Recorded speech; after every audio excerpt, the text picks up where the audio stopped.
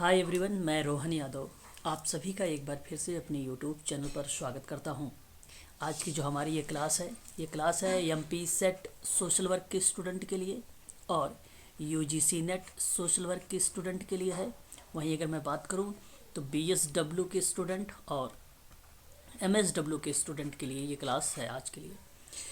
तो मैं आप लोगों से बातचीत कर रहा हूं। एमएसडब्ल्यू का एक सब्जेक्ट कोड है 01 करके। उसी कोड में समाज कार्य का उद्गम और विकास लिखा हुआ है।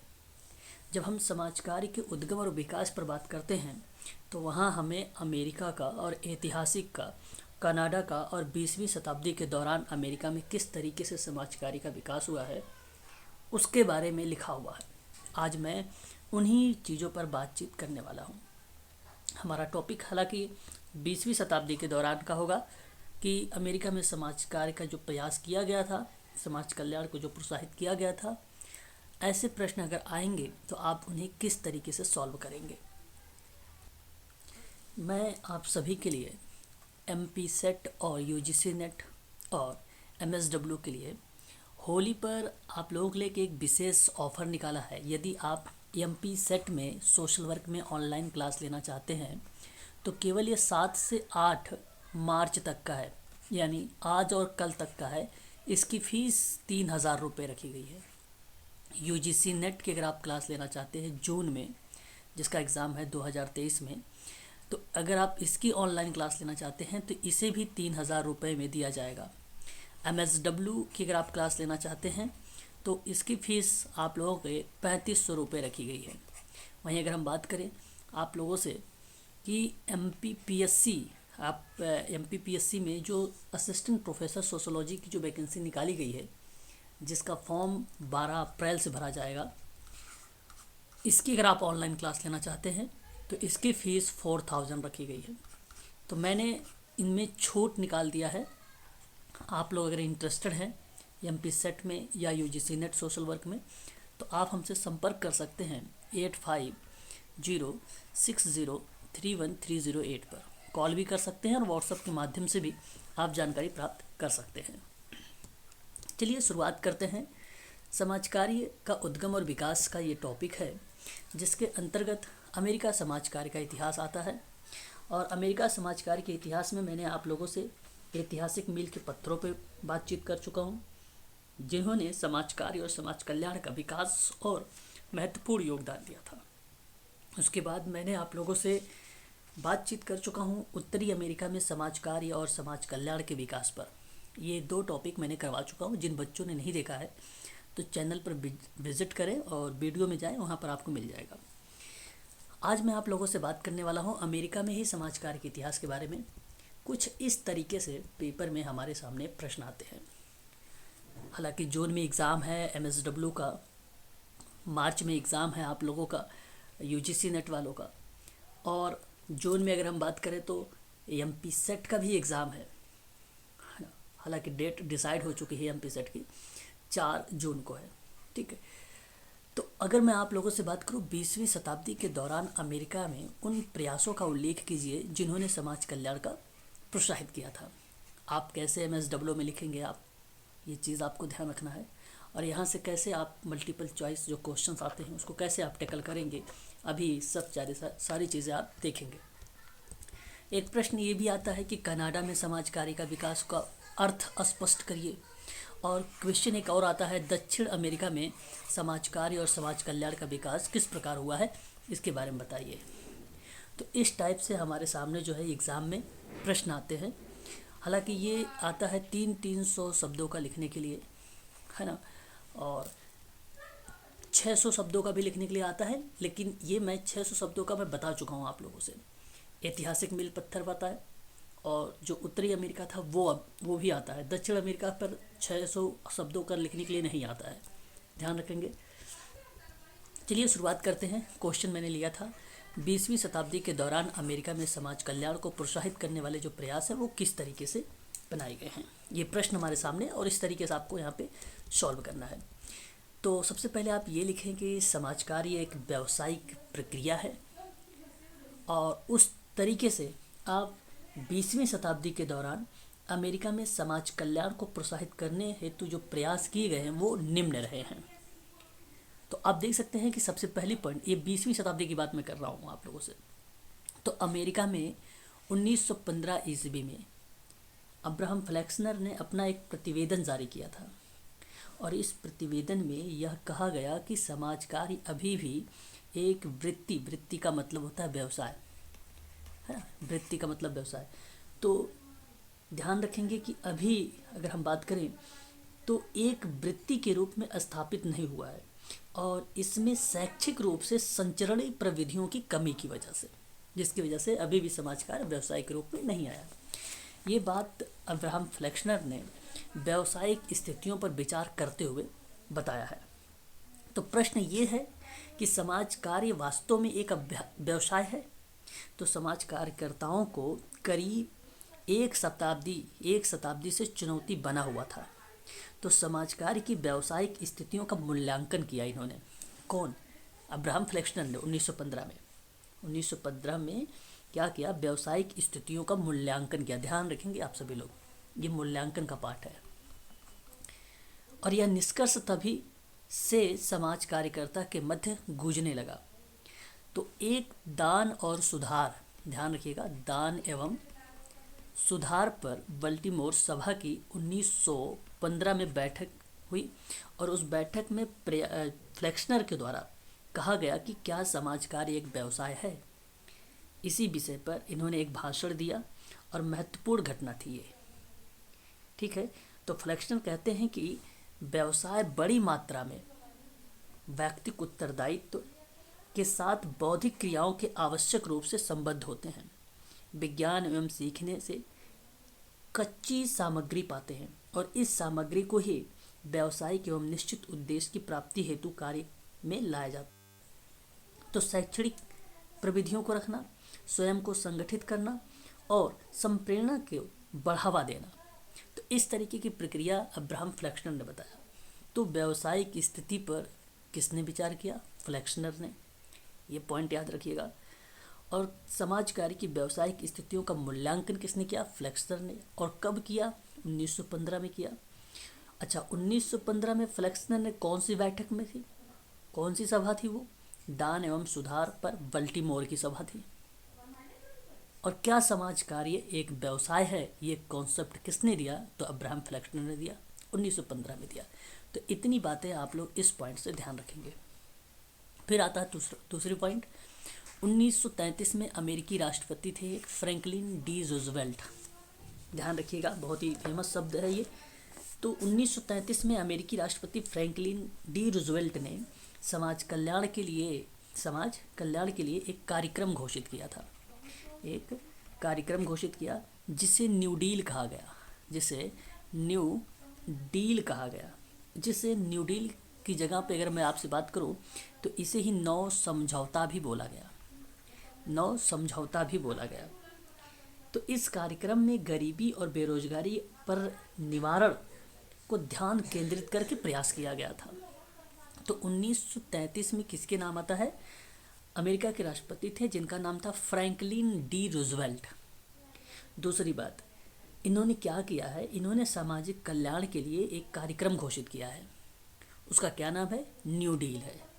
इसे हिंदी में क्या कहेंगे? नौ समझौता कहेंगे। ये किस पर आधारित था? तो कार्यक्रम जो आधारित था गरीबी और बेरोजगारी के निवारण पर था। बस ये 3-4 बातें आपको यहाँ पे ध्यान रखना है। पॉइंट नंबर 3 की बात करेंगे। 1950 में द सोशल सिक्योरिटी एक्ट आई। देखिए, ये बात है 1650 की। थोड़ा सा आप ध्यान रखेंगे, हालांकि 1935 भी आप लोग पढ़ते हैं, परंतु यहाँ पे विचारों पर आधारित था ये 1650। तो दी सोशल सिक्योरिटी एक्ट को ये संशोधित किया गया, और ये बना था 1601 का संशोधन। तो द सोशल सिक्योरिटी एक्ट जो था एलिजाबेथन पुअर लॉ था। वहाँ पे बात गरीबी की थी, निर्धनता की थी, अक्षम व्यक्ति पर थी, निराश्रित व्यक्ति पर थी। वही प्रक्रिया 1650 में द सोशल सिक्योरिटी एक्ट के रूप में आई। ये संशोधित हुआ, और संशोधन के परिणाम स्वरूप इसमें देखा गया कि ज़रूरतमंद बच्चों को समाहित करने का प्रयास किया गया है। तो यहाँ केवल एक पॉइंट ये रखिएगा, ज़रूरतमंद बच्चों को समाहित किया गया, समाहित किया गया। और साथ ही यह व्यवस्था भी की गई कि पूर्णतः जो अक्षम व्यक्ति होंगे उनकी सहायता की जाएगी। जो पूर्णतः अक्षम रहेंगे, ध्यान सुनिएगा, जो पूर्णतः अक्षम रहेंगे उन बच्चों की सहायता की जाएगी। खासकर ये 1650 में द सोशल सिक्योरिटी एक्ट वाला प्रश्न आपको बताएगा। द सोशल सिक्योरिटी अगर एक्ट रहेगा, बच्चों पर बात करेगा, जरूरतमंद बच्चों पर बात करेगा तो 1650 लगाइएगा। पूर्णतः अक्षम वाले बच्चों पर बात करेगा तो भी 1650 लगाइएगा। यहाँ पे वयस्क वगैरह की जिक्र, वृद्धावस्था की जिक्र, महिलाओं का जिक्र नहीं किया गया है। इस बात को आप लोग ध्यान रखेंगे। बात हम लोग कर रहे हैं 20वीं शताब्दी के दौरान अमेरिका में कौन कौन से प्रयास किए गए थे, ठीक है। फिर उसके बाद 1955 में आधुनिक नागरिक अधिकार का आंदोलन आया, ठीक है। 1955 में आधुनिक नागरिक अधिकार आंदोलन को प्रोत्साहित करते हुए एक अश्वेत महिला ने अलाबामा में एक बस के पीछे जाने से इनकार कर दिया। जो अश्वेतों के साथ किए जा रहे भेदभाव था उन्हीं का एक उदाहरण माना जाता है।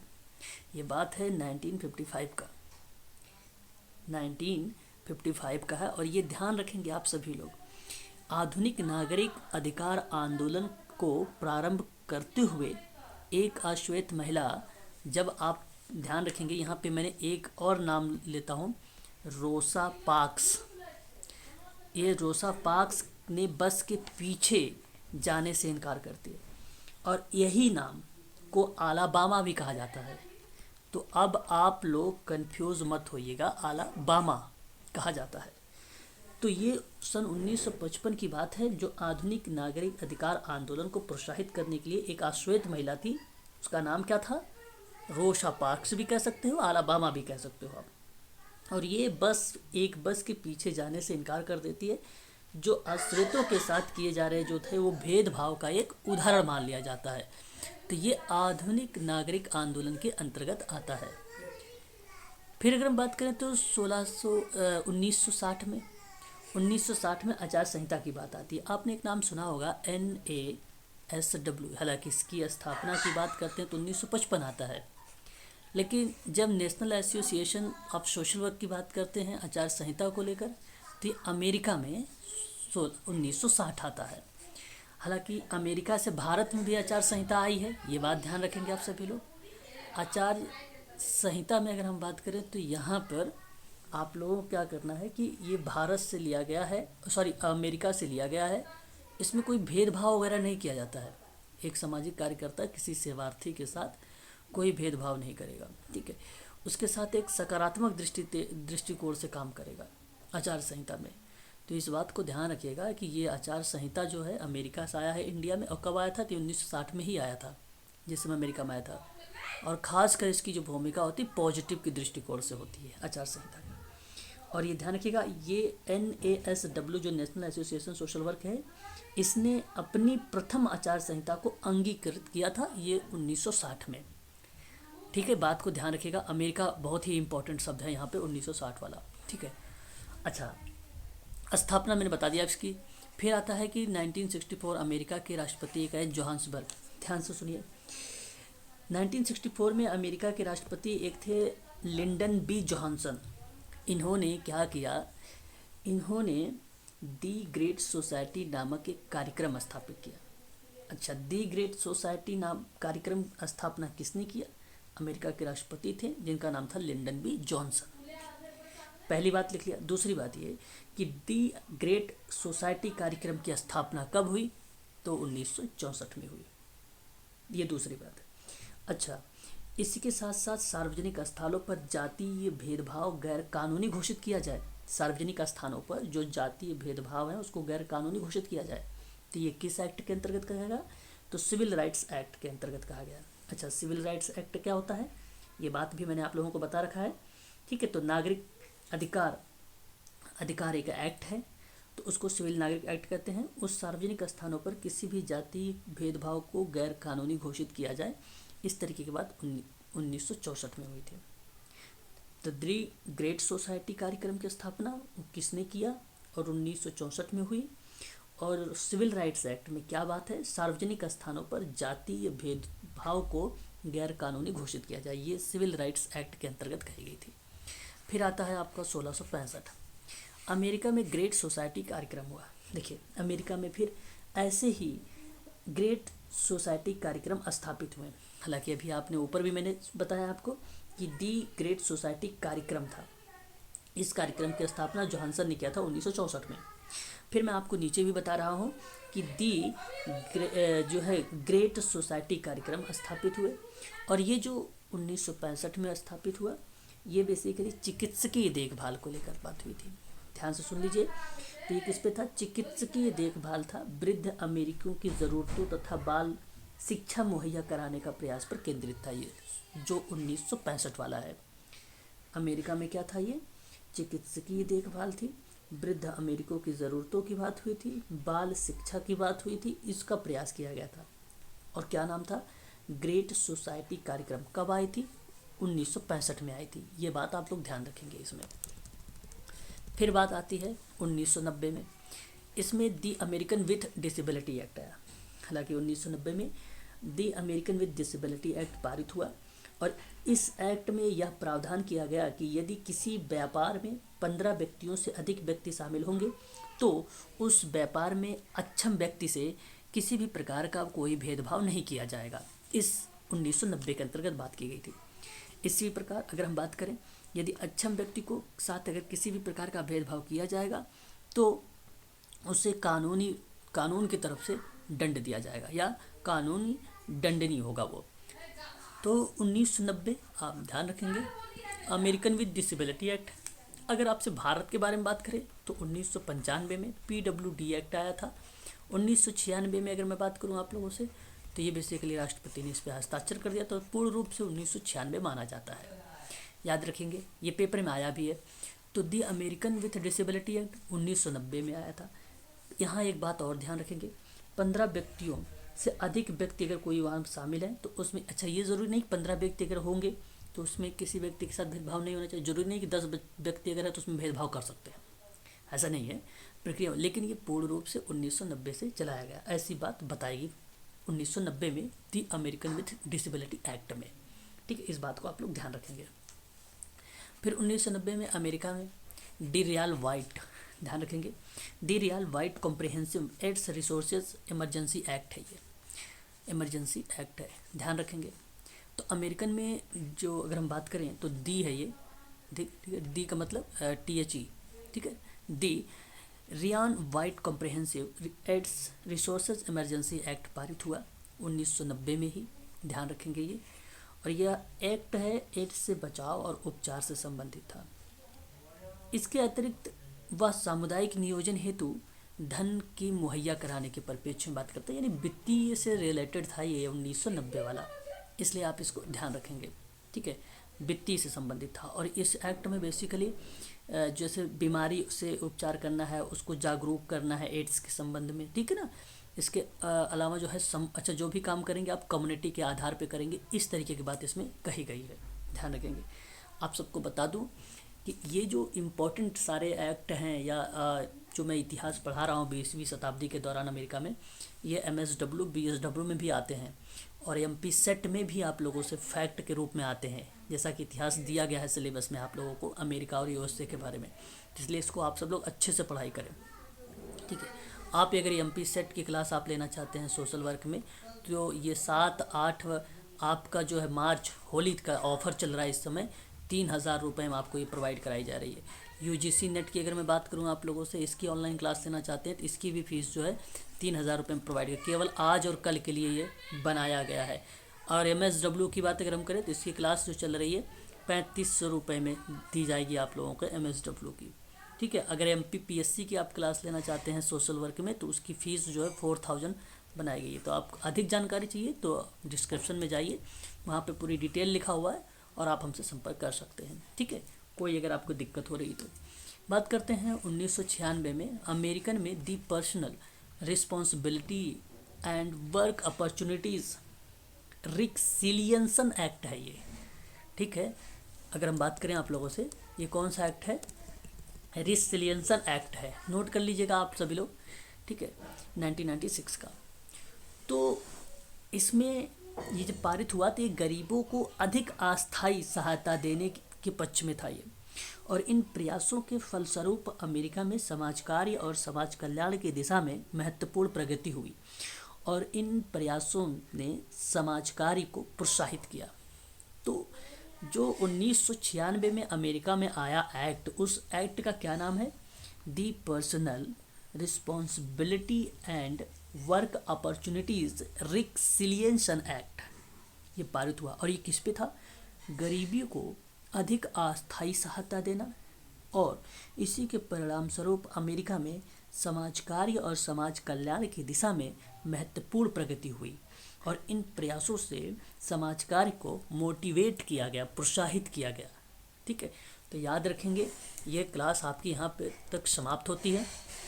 तो ध्यान रखिएगा, ये जो क्वेश्चंस मैंने सॉल्व करवाए हैं, इतने जो फैक्ट बताए हैं आप लोगों को, ये 20वीं शताब्दी के दौरान अमेरिका में प्रयास किए गए थे, जो समाज कल्याण को प्रोत्साहित किया गया था, उसके परिप्रेक्ष्य में था। यानी आपका ये जो प्रश्न था, ये मैंने आपको सॉल्व करवा दिया। ठीक है, याद रखेंगे।